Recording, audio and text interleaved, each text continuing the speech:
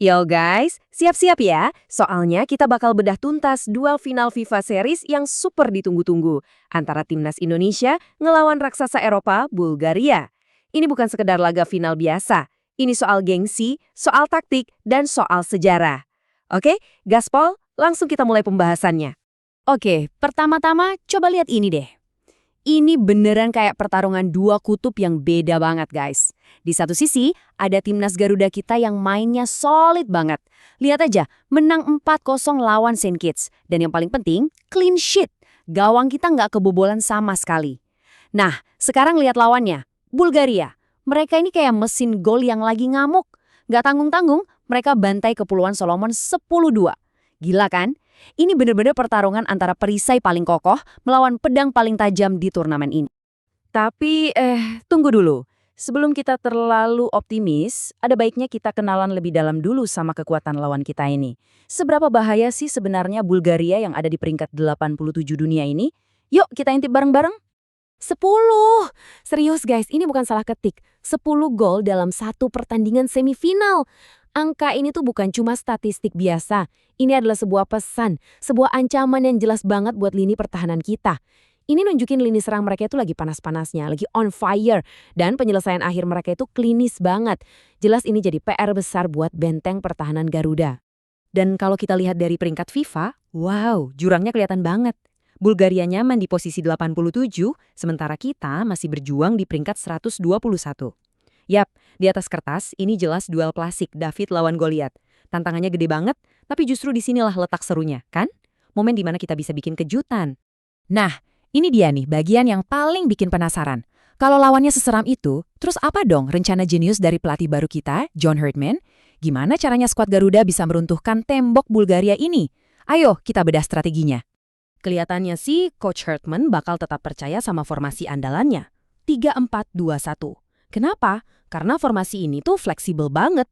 Waktu kita diserang, 5 pemain bisa langsung turun ngebentuk benteng pertahanan yang kokoh. Tapi begitu kita rebut bola, wush, formasi ini memungkinkan kita buat langsung counter attack super cepat lewat pemain-pemain sayap kita. Efektif banget buat ngelawan tim yang suka menyerang. Tapi, sepertinya bakal ada satu kejutan besar di susunan pemain. Sebuah perubahan yang cukup krusial dan berani, yaitu kemungkinan besar akan ada rotasi di posisi penjaga gawang. Loh? Kok pertandingan sepenting final malah rotasi kiper? Tenang guys, ini ada alasannya. Menurut legenda kiper kita, Om Hermansyah, ini justru langkah yang cerdas. Coach Herman kan pelatih baru. Dia perlu tahu kualitas semua amunisinya, termasuk Emil Audero. Dan laga final ini adalah panggul yang paling sempurna buat ngetes mental seorang kiper di bawah tekanan paling tinggi. Jadi, buat yang mungkin agak khawatir, santai aja. Kualitas di bawah mister gawang kita itu sama sekali nggak akan turun. Mau yang main Emil Audero yang pengalamannya segudang di Serie A Italia, atau Marten Paes yang udah matang banget di Liga Belanda, dua-duanya ini adalah kiper level top Eropa. Gawang kita tetap di tangan yang aman. Oke, urusan taktik udah kita bahas. Tapi ternyata ada pertaruhan lain yang jauh lebih besar dari sekedar angkat trofi di laga ini.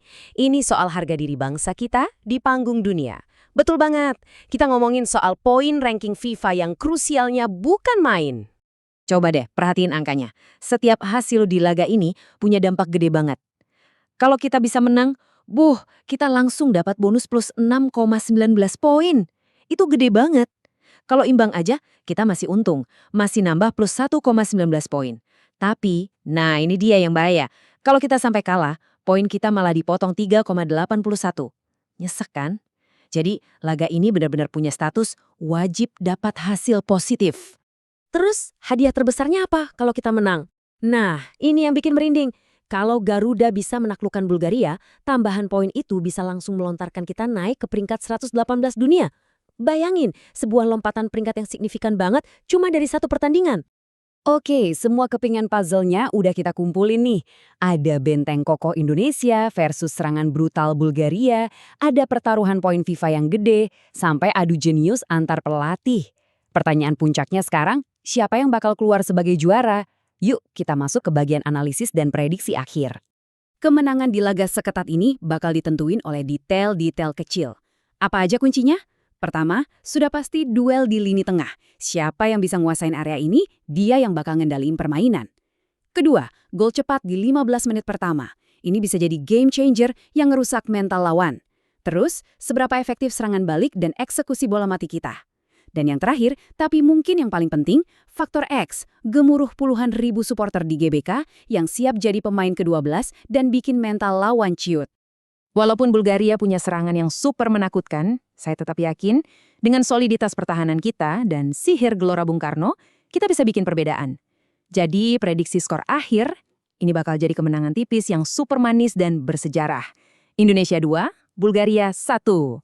Tapi pada akhirnya, semua analisis dan prediksi ini cuma di atas kertas kan? Pertanyaan yang sesungguhnya adalah, di bawah tekanan yang luar biasa, di hadapan puluhan ribu supporter yang menaruh harapan di pundak mereka, mampukah skuad Garuda kita menciptakan sebuah sejarah baru di Gelora Bung Karno? Jawabannya akan kita saksikan bersama-sama. Ayo Indonesia!